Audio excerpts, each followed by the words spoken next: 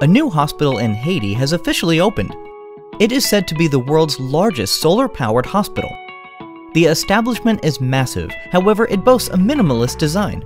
It features an astounding 1,800 solar panels on the white roof and is situated about 30 miles away from the country's capital. In this area, power outages are very common, usually leaving residents without electricity for an average of 3 hours per day. The over 200,000 square foot facility houses about 300 beds. The building was designed and developed to produce more energy than it will need to consume for operations. To make the project even more sustainable, the unused energy will be put back into Haiti's national power grid. The director of construction stated, "The challenge was in the design and engineering, and getting the solar power produced to mesh with the often unsustainable grids of the backup generators. At each step of the way, we were attempting things that had never before been done.